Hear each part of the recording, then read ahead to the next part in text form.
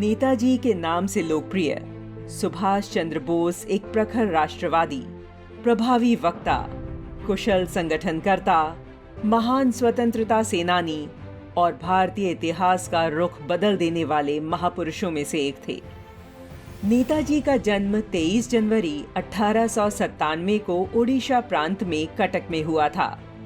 नेताजी बहुत मेधावी और कुशाग्र बुद्धि के विद्यार्थी थे और ब्रिटिश तंत्र का विरोध करने के लिए स्कूल के दिनों से ही अपने साथियों में प्रसिद्ध थे। पिता की इच्छा का सम्मान करते हुए वर्ष 1920 में इंग्लैंड में युवक सुभाष ने सिविल सर्विस की परीक्षा तो पास कर ली थी, लेकिन उनका मन ब्रिटिश तंत्र की गुलामी करने का नहीं था।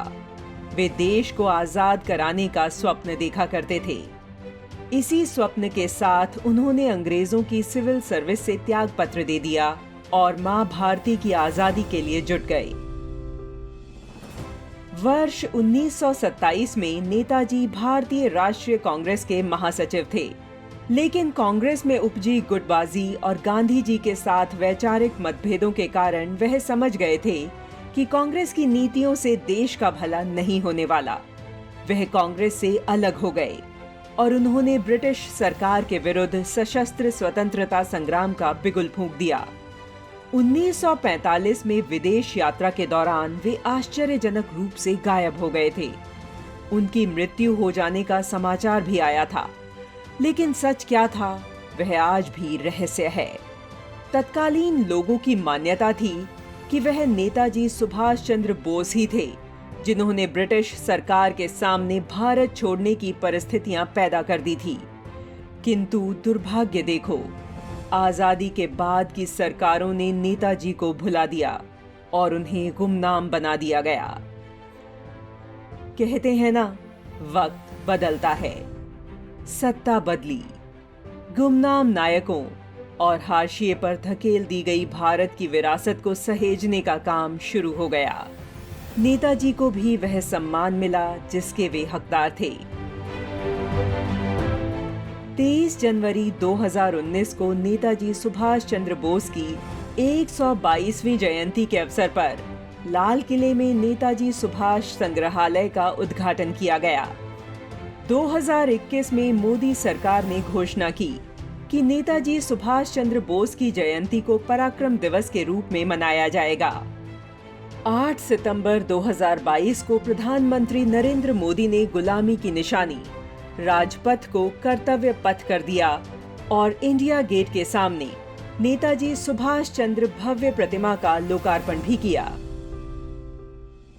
इस दौरान मोदी जी ने कहा था कि आज इंडिया गेट के समीप हमारे राष्ट्र नायक नेताजी सुभाष चंद्र बोस की विशाल मूर्ति भी स्थापित हुई है। गुलामी के समय यहाँ ब्रिटिश राज सत्ता के प्रतिनिधि की प्रतिमा लगी हुई थी। आज देश ने उसी स्थान पर नेताजी की मूर्ति की स्थापना करके आधुनिक सशक्त भारत की प्राण प्रतिष्ठा भी कर दी है। नेताजी की 126वीं जयंती पर नेताजी को याद करते हुए संघ के सर संघचालक डॉक्टर मोहन भागवत जी ने कहा था, उन्होंने राष्ट्र के लिए बलिदान दिया, इसलिए उन्हें याद करना हमारा कर्तव्य है। प्रतिभाशाली होते हुए भी उन्होंने अपना जीवन राष्ट्र के लिए वनवास की तरह बिता दिया।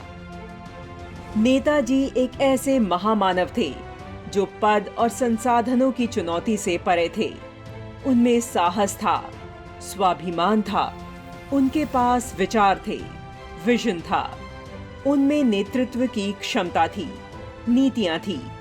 अगर आजादी के बाद हमारा भारत नेताजी की राह पर चला होता तो आज देश बहुत ऊंचाइयों पर होता, लेकिन दुर्भाग्य से आजादी के बाद हमारे इस महानायक को भुला दिया गया। उनके विचारों को, उनसे जुड़े प्रतीकों तक को नजरअंदाज कर दिया गया।